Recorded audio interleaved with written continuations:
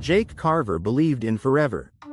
He built a life from scratch with Rachel, the woman he loved, a home in the suburbs, two incredible kids, Mason and Emma, and the simple joys of movie nights and Sunday pancakes. It wasn't perfect, but it was theirs.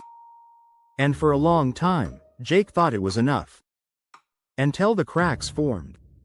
Rachel was colder. Distant. Smiling at her phone more than him. Late nights out with her girlfriends. Jake didn't want to believe it. Stress. Work. The kids. He told himself it was normal. It wasn't. The betrayal. One night, Jake came home early and found Rachel curled on the couch with a stranger, a man whose arm wrapped around her like she was already his. Rachel didn't cry. She didn't beg. She just stared at Jake like she was tired of pretending. "I need something you can't give me," she said. Jake's world shattered. Rachel left him for that man, and worse, she turned their children against him. She cried crocodile tears in court. She poisoned Mason's and Emma's minds with lies about Jake's temper, his absence, his supposed failures. Jake lost everything. The house. The dog. Primary custody of his kids. He was a visitor in their lives, and even then, the supervised visits with Mason and Emma were stiff, silent, heartbreaking. Soon, they stopped coming at all. Jake sank into despair. He drank. He slept on a rotting mattress in a one-bedroom apartment. He thought about ending it more than once. But deep inside, a spark refused to die. One night, after a nightmare of Mason and Emma screaming for him in a burning house he couldn't reach, Jake woke up gasping and knew. "If I don't fight, I'll lose them forever." The rise. Jake clawed his way back to life. First the body. Brutal gym sessions where he punished himself back into shape. Then work. Launching a handyman business from nothing but an old truck and stubborn pride. Pain was constant. Loneliness worse. Every birthday missed. Every Christmas alone. But Jake kept going. He built something. Something real. He became strong again, inside and out. Years passed. And then, one rainy night, his phone rang. An unknown number. Jake answered with a heart full of fear. "Dad?" Mason's voice, deeper now, older. Jake could barely breathe.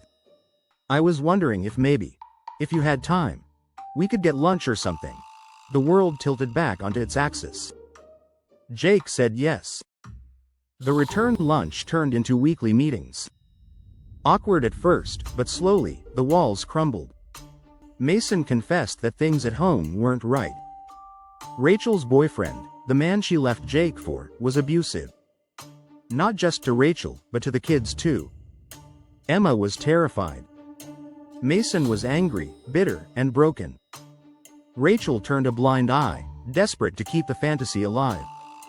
Jake wanted to act, to storm that house and rip his kids out, but he knew better. Rachel would twist it against him if he moved too fast. So he moved smart. He gathered evidence. He documented Mason's bruises. He hired a private investigator. Every dollar he earned went into the fight. Because Jake understood. Saving them is the only thing that matters. The reckoning. Then came the night. Mason called in terror. "Dad, it's happening." He's freaking out. "Emma's there," Jake roared down wet streets, heart pounding louder than the thunder. He smashed through Rachel's front door. Inside was chaos. Furniture overturned. Emma crying, cornered by the drunken boyfriend. Rachel gone, abandoned. Jake saw red. He charged, putting himself between the monster and his daughter. A brutal fight erupted, fists, blood, broken glass. Jake was stronger now. Hardened. He beat the man back and shielded Emma with his body. Police sirens filled the night. Jake got Emma to safety as the officers tackled the boyfriend.